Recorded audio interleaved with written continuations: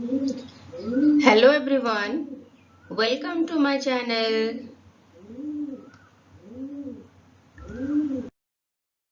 We have discussed about human digestive system, especially the structure in my previous video. So in this video, we will be discussing about the physiology of digestion. It is the process by which complex food is broken down into simpler particles. The food we are eating or ingesting are not in the simpler form. So they need to be broken down into their simpler form so that our body can absorb it. We eat a variety of food items, be it rice, dal, bread, fruits, vegetables. Some we consume as they are, that is raw, and some after processing. In simple terms, it is called cooking. Along with all these, we also have non-vegetarian foods like mutton, chicken, egg, prawn, etc. We drink milk and water also. In a broad sense, we can divide these food items in two categories. They are macronutrients. These are needed in large amounts. They are structurally complex, so they need to be broken down into their simpler forms. They provide energy to the body and are also building blocks of the body. For example, they are carbohydrates, proteins, fats, water, and fiber. And the next category is micronutrients. They are needed in trace amounts. That means they are needed in very small amount. They can easily be absorbed by the body. They need not be broken down. And their use is to, or their function is to protect the body from diseases. They are the immunity providing food items. For example, they are vitamins and minerals. The human alimentary canal is about 9 meter long from mouth to anus. So, during the process of digestion, the food moves through a series of particular organs of the alimentary canal. They are mouth, esophagus, stomach, duodenum, which is the first part of the small intestine, then cecum, where the vermiform appendix is located, which is a vestigial organ, and then continues large intestine, rectum, and anus. It is the final opening of the alimentary canal where it ends.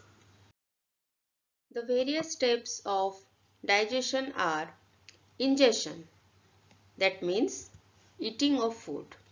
Then digestion, that is breaking down of complex food into simpler forms. Then comes absorption, that is absorption of water soluble nutrients into the blood stream. Assimilation, that is mixing of absorbed nutrients in the blood and transportation to the cells.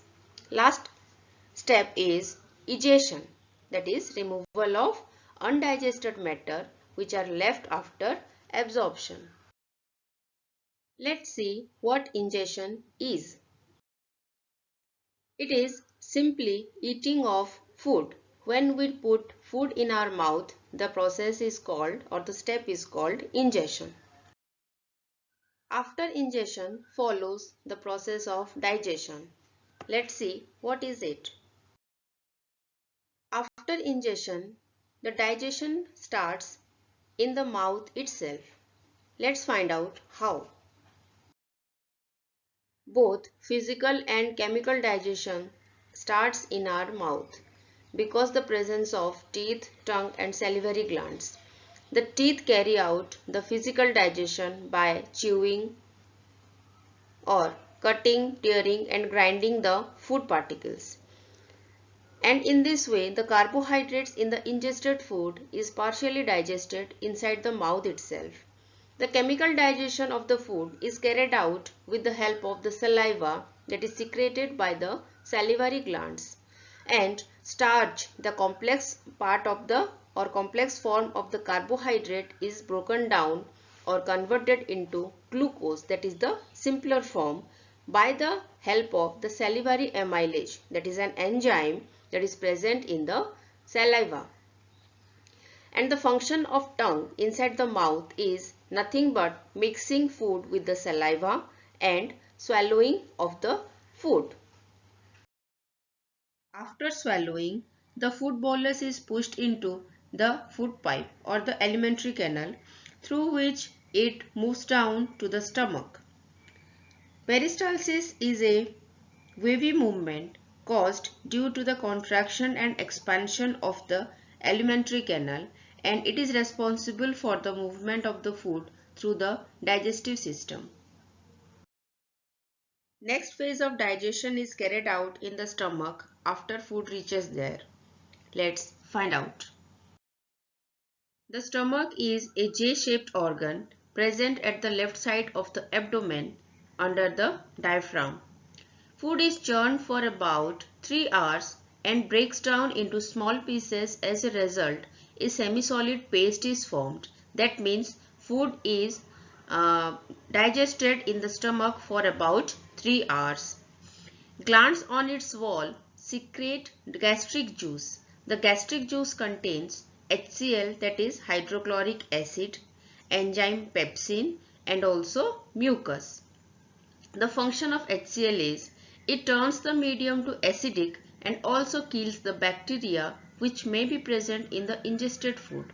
If any bacteria is present in the food, then it is killed in the stomach because of the action of HCl.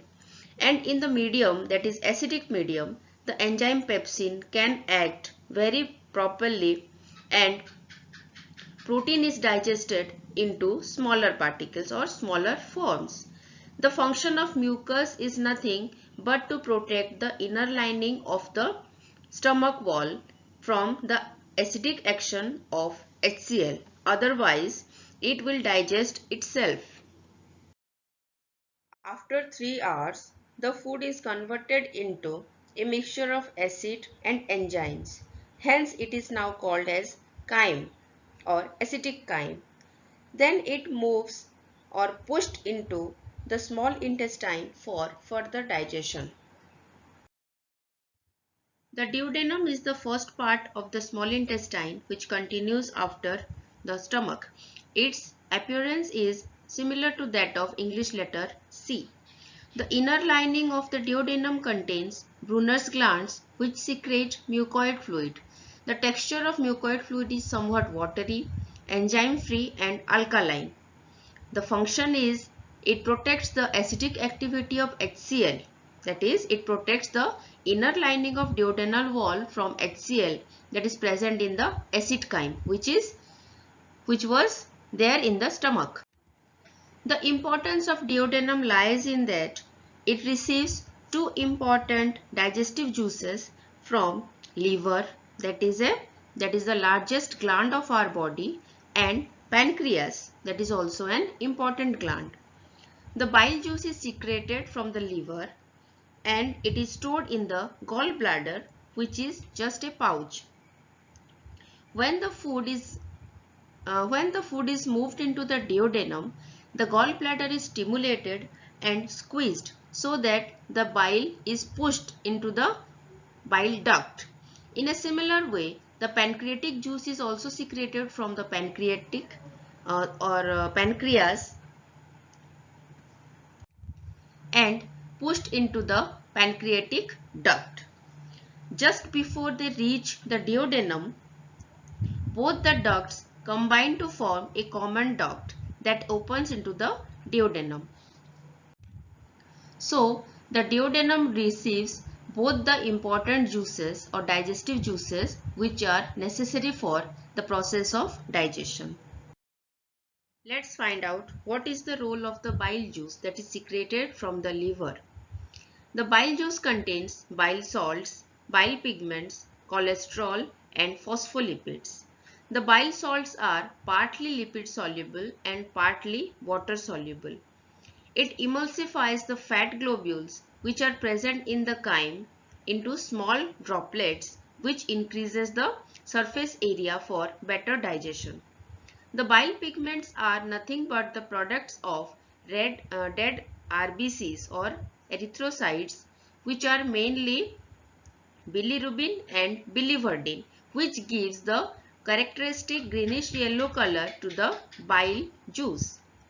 Excess of cholesterol that is stored in the liver and bile pigments are excreted out of the body along with the fecal matters. Now, let's discuss about the role of pancreatic juice. The pancreatic juice contains protein digesting enzymes, trypsin, chymotrypsin and carboxypeptidases. Carbohydrate digesting enzyme, pancreatic amylase. The amylase that was present in the saliva was called salivary amylase, and the amylase that is present in pancreatic juice is called pancreatic amylase. Along with that, fat hydrolyzing enzyme lipase is also present, and bicarbonates and water is also present in the pancreatic juice. The function of lipase is it breaks down the emulsified fat globules into fatty acids and glycerol, which are water soluble. Digestion of carbohydrates that was partially done in the mouth is completed by the action of the pancreatic amylase. Proteins are also digested completely or broken down completely into amino acids.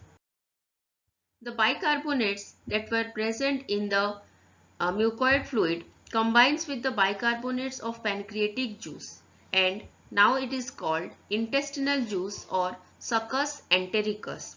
It contains a number of enzymes, and in this way digestion is completed in the small intestine. After that, carbohydrate is converted into glucose, its smaller form. Proteins are simplified into amino acids, and fats are converted into their water soluble forms, fatty acids and glycerol. The third step of digestion or physiology of digestion is absorption. So after digestion or after complete digestion, the water soluble nutrients must be absorbed into the body. Let's find out how. The small intestine is very well adapted for absorption. How? Let's find out.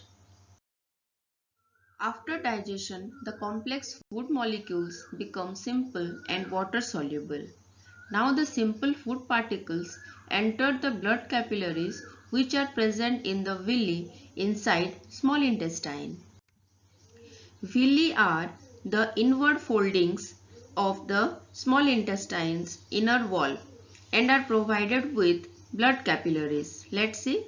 In this diagram, it is very much clear that how it is provided with blood capillaries. It increases the inner surface area for better absorption and transportation of the nutrients into the bloodstream. So inside the small intestine, all the nutrients, that is glucose, amino acids, fatty acids and glycerols, are absorbed into the blood capillaries which are inside the villi. The remaining of the food, that is the undigested matter, is then pushed into the large intestine or the colon. Let's find out the importance of large intestine in the process of digestion. Some part of the ingested food remains undigested and cannot be absorbed by the small intestine. This slurry passed into the large intestine where the bacterium Escherichia coli lives on this undigested matter and produces vitamin B12, vitamin K, thiamine and riboflavin. That means the bacterium lives in symbiotic association with our body. The walls of the large intestine absorbs most of the water, electrolytes and ions along with the vitamins. Hence the undigested food becomes almost solid. The next step in the physiology of digestion is assimilation. The digested and dissolved food is carried by the blood into all parts of the body, to each and every cell. The cells then undergo respiration, produce energy and release carbon dioxide, which is expired by the body. The energy that is produced is utilized in carrying out all the vital activities. That means the energy produced helps in maintaining the body functions. The digested food that is not used by the body, or that is the excess amount of the food or nutrients that is produced, is stored in the liver in the form of glycogen. The stored glycogen is then used as a source of energy as and when the body requires. In this way, the ingested food acts as the fuel for life. The undigested solid matter that is left in the large intestine must be discarded out of the system. Otherwise, it will disturb the normal functioning of the body. And the process is termed as egestion. Let's see how it happens.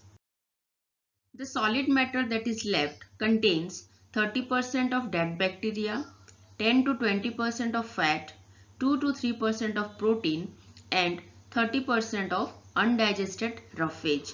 Roughage is nothing but the cellulose portion of the food we are eating, or the vegetables which are having the cellulose cell wall, that is undigested or that remains undigested in our system. It is stored, or the solid matter that is left is stored in the last part of the large intestine, that is the rectum, for some time. When we go to the toilet, it is passed out through the anus, the last opening of the alimentary canal. Now the solid matter is termed as fecal matter or stool. In this way, the physiology of digestion ends. Overview of human digestion. To summarize the physiology of digestion, first, ingestion. It happens or takes place in the mouth. Digestion starts from mouth, then continues in stomach and small intestine. It is nothing but breaking down of complex food substances into smaller soluble food substances. Next step is absorption, that starts from small intestine and large intestine. It also continues. It is nothing but the digested food is absorbed into the bloodstream. Then assimilation. The absorbed food or absorbed nutrients must be assimilated to each and every cell of the body. It is done by the blood capillaries. The last step is egestion, that is discarding out of the or removal of the undigested food, that happens with the help of rectum and anus. So in this way, digestion is completed in the digestive system of our body or the alimentary canal of our body. Thank you for watching.